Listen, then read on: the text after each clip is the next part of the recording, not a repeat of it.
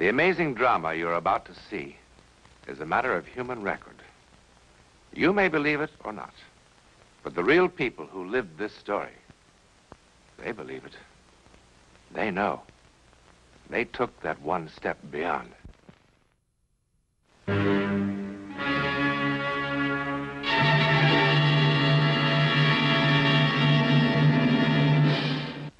This door is kept locked at all times.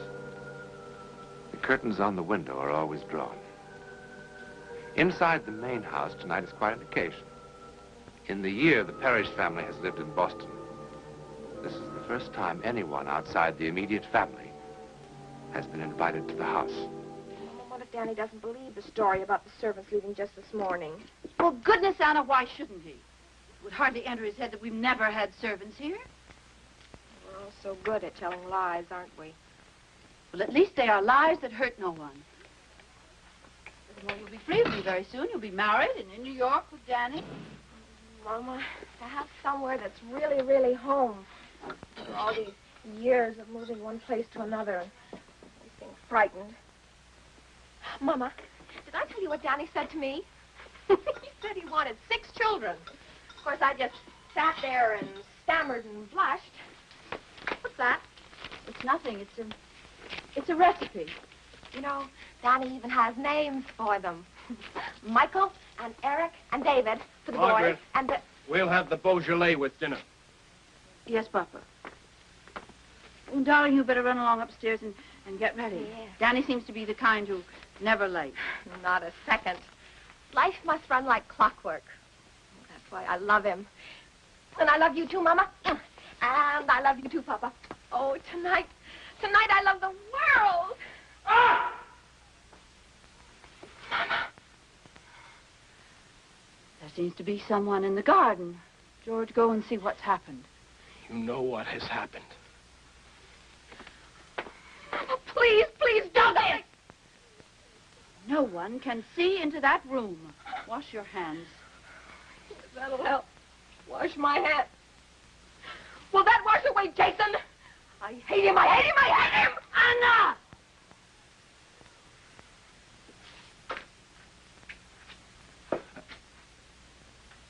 What is it? Come inside.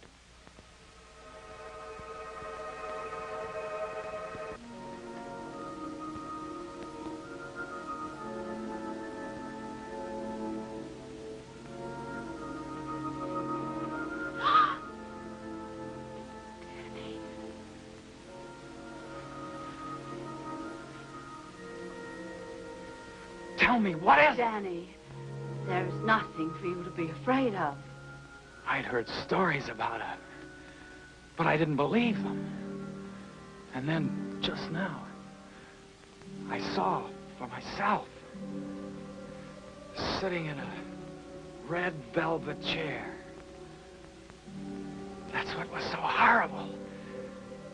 In a red velvet chair with a high back, reading a book for all the world like a human being. Oh, no. What I saw didn't belong inside a house. What I saw belonged in the sea. Danny, you're very young.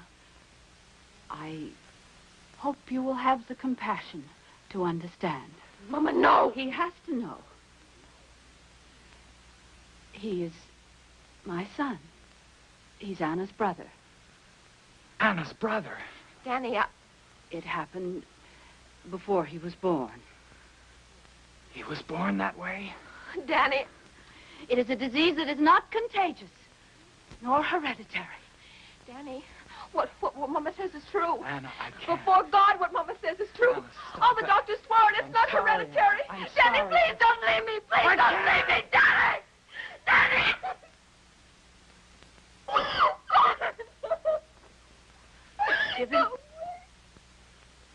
Give him time to think. If he really loves you, he will come back. No, he won't. You saw the way he looked at me. He was looking at our babies, and the babies I'll never have because of Jason. I hate him, and I wish he were dead.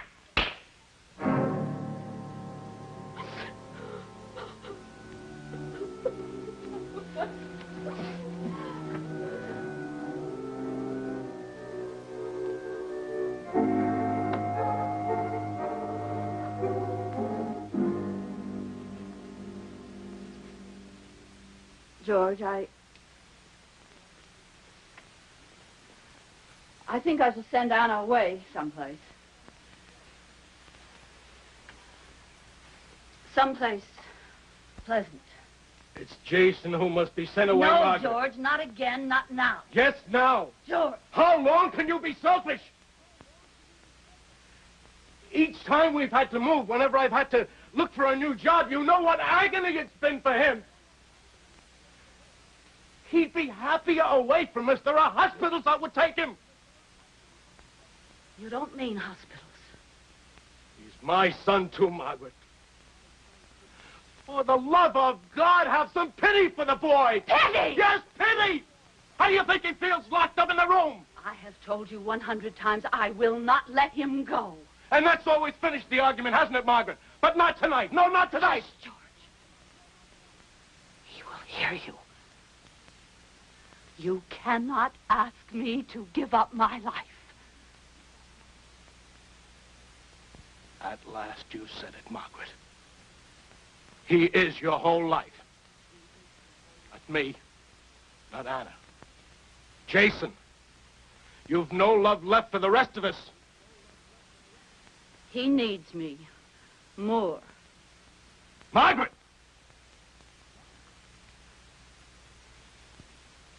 I mean what I say.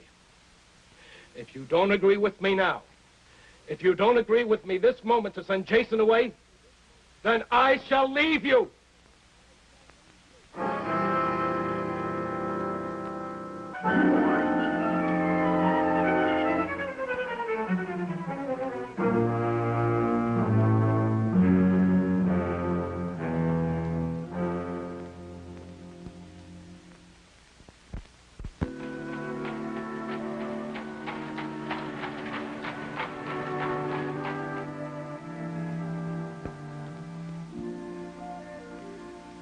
Parrish, I'm Edward Brown. It was very kind of you to see me. Who could resist such a letter? I'm surprised, madam, you confide these intimacies to a stranger. As a stranger, you could be of no help to me, Dr. Brown. Madam, let's be clear on this point. I am no longer a doctor. My name has been officially struck from the British Medical Association. I'm not interested in that. All I care about is your knowledge and your talent, Dr. Brown. Sit down, madam. Thank you.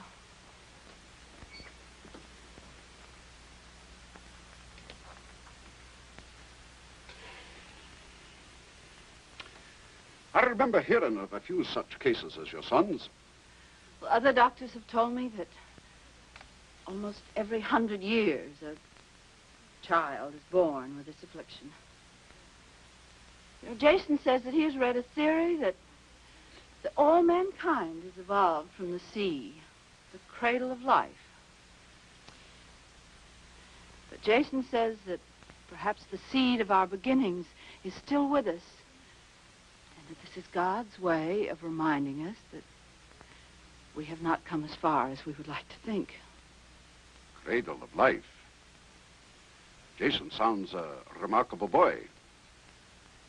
Madam, why have you come to me? I read of your lecture. Lecture? Lecture indeed. The papers termed it a riot. The police had to be called. Here, this is what interested me. The jeering began when Brown made claims that his so-called mind force could be efficacious in the treatment I of read certain the account, illnesses, madam. I read it. particularly ailments of unknown origin. That's why I came, Dr. Brown. Please, will you be honest with me? Have you been successful? There have been a few cures and many, many failures.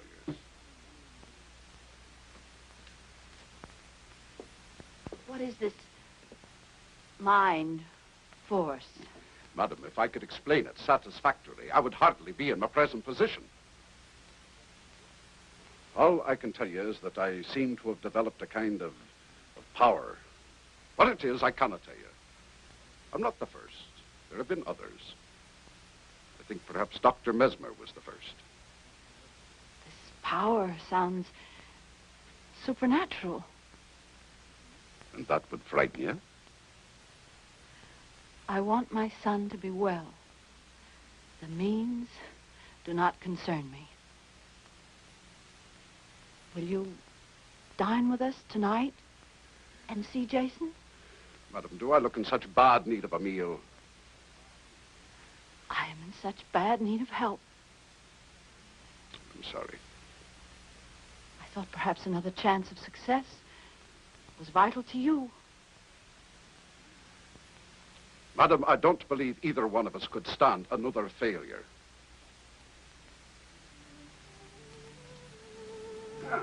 I haven't had a roast like that in more months than I'd care to say. Anna, did you hear that? Dr. Brown was complimenting you on your cooking. Mama, Papa wrote that he'd seen Danny in New York. It was just by accident on the street. They didn't even speak. Danny crossed the street. Aye, what can be worse than the loss of love? Except perhaps the loss of belief that it can happen again. If you have finished your coffee, Doctor, I will take you to see Jason. Miss Parrish. You remember at dinner, me talking about my life in England? What are my beliefs? I was made to look a fool. Many people turned their backs on me, including someone I loved most dearly. But now I'm glad it happened. Now I know there was no real love between us. Someone who loves you will not desert you, no matter how severe the test. Do you believe that?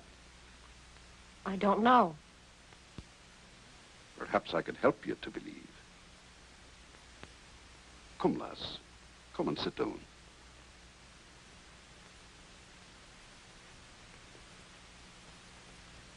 Perhaps I could help you to believe.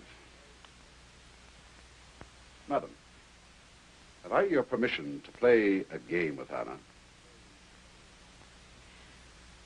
You have? Anna, you know I want to be your friend. Yes. Give me your hands.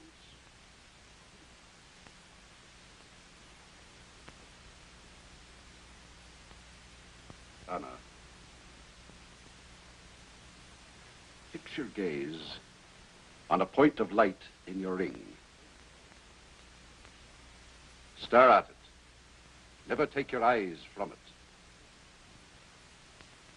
I want you to imagine that I've tied a balloon to your wrist. Imagine that your hand has no weight in it. The balloon is pulling it into the air. Your hand has no weight in it. It can float in the air like a feather. The balloon is tugging up, up, up. That's it. Now, as your hand rises higher, it will come toward your face. Keep staring at that one point of light. Keep staring at it as your hand comes toward your face. You're becoming more and more sleepy. Your poor eyes ache for sleep. But you cannot close them until your hand touches your face. Only then will you sleep. Sleep.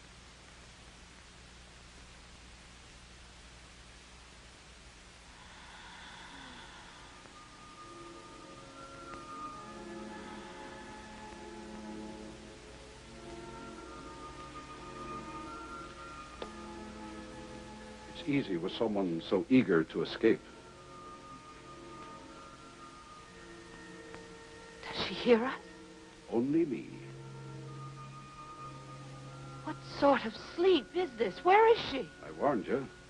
Somewhere beyond our understanding. You remember what I told you about the power the mind has over the body? Let me show you. Anna, now you are even more deeply asleep. You hear nothing but my voice. Yesterday you had an accident in the kitchen. You scalded the back of your hand with boiling water. The skin is still raw and sensitive from the burn. touch the back of her hand.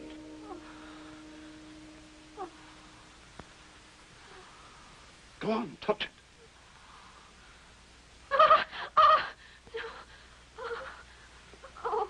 The burn is healed. The pain is all gone. In fact, you have no feeling in your hand whatsoever. The nerves are all dead. The hand is numb. Have you a pin?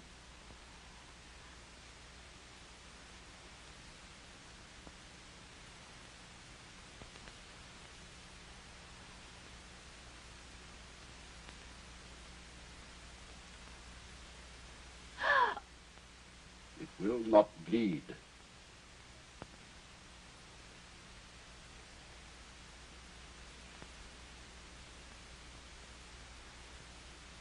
Now the hand is as it was, as if the burn had never been.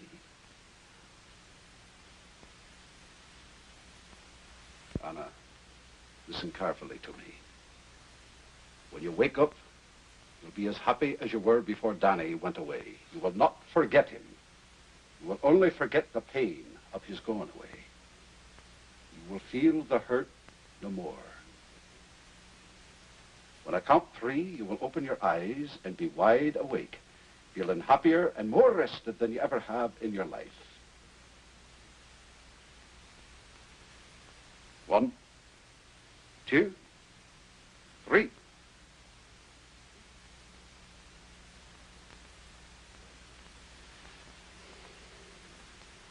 What happened? I was listening to the doctor, and then I... Well, I guess I must have dozed off. Oh, I'm sorry. You must think I'm terribly rude. We'd be a deal healthier if we all took a bit of a nap after dinner. Now, Mrs. Parrish, if you'd be so good as to let me have the key to Jason's room. Yes, of course.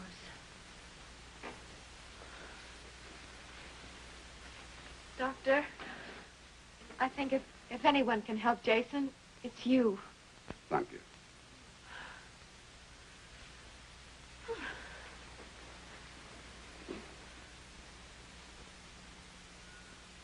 Shouldn't I come with you? You said he was expecting me.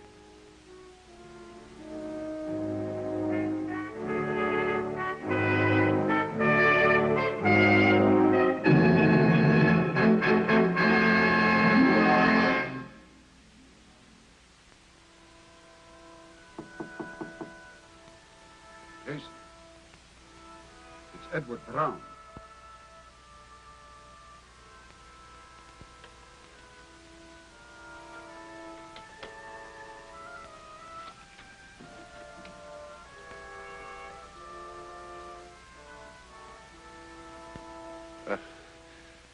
My name is Edward Brown. Your mother's kind enough to still call me Dr. Brown, but then I expect you've heard that story. Jason, I feel very much an outcast, too. Will you remember that? I need your cooperation if I'm to be of help. Remember this, too. We'll be dealing with the unknown. How long it will take and to what end, I know no more than you.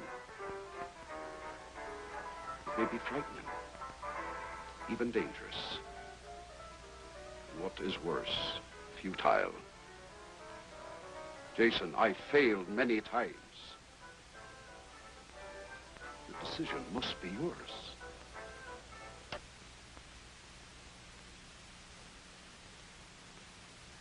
Good.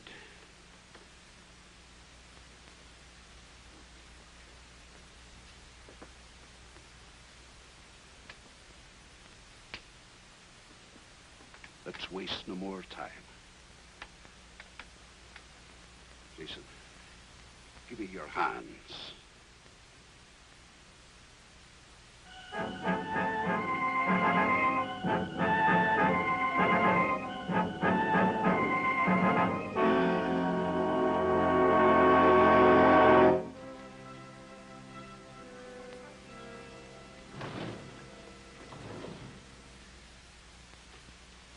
Not even on Christmas Eve. I think I must have been insane to let that doctor talk me into this. Absolutely insane. Dr. Brown, I wonder if he ever was a doctor. Mama. Not even on Christmas Eve am I allowed to see my own son. No, Mama. He could be dead for all I know. Now, that's silly. Do you know the last time that I saw him? It was September the 2nd. And Dr. Brown, since that moment, has had nothing to say at all. Now, that is not true. Why, only last week. Last week, what did he say last week? He seemed very hopeful. Then why doesn't he let me see him? You must trust him. Well, I don't. I don't trust him. I think it's all some kind of a hoax. Jason isn't any different. There isn't any change at all. Oh, there's one thing that's changed. I've lost him. Jason isn't mine anymore. Well, that's it. Well, that's what's upsetting you, is it, Mama?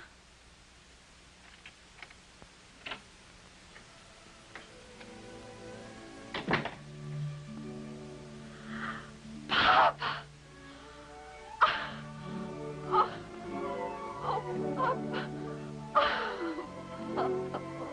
God, you're home. Oh, we need you so much. Hello, baby. Hello, Margaret. George, I'm glad you're home. Papa, you're in time for Christmas. Oh, let me take your hat and coat. George, I am glad you're home, and not just because it's Christmas. I've been so foolish. Margaret, did you actually think our son could be cured by this charlatan's black magic? Papa, Dr. Brown isn't a charlatan. Why, you only have to meet him to see that. Meet him? I want him out of this house right now. Papa. Where is he? He's with Jason. Get him. But, Papa, Get him.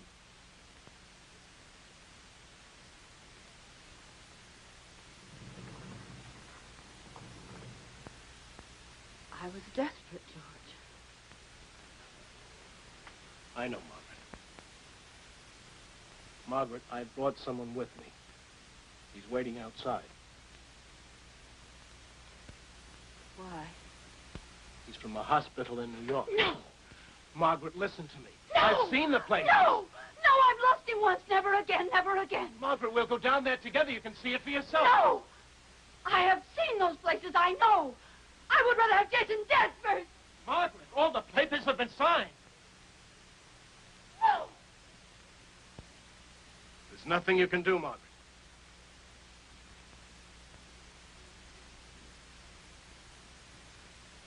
There is. Yes, there is. There's something I can do. You will never take him. Never. Never. I would rather see him dead. There is something that I can... Mama!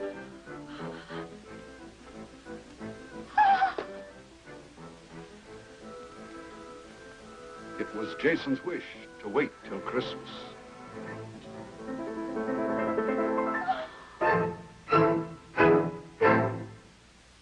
Despite his triumph, Dr. Edward Brown didn't live to see his mind force recognized as a powerful weapon against disease and pain. Only recently has hypnosis been officially admitted to the operating theater or to the office of the psychiatrist. Today we accept hypnosis as fact. Who knows?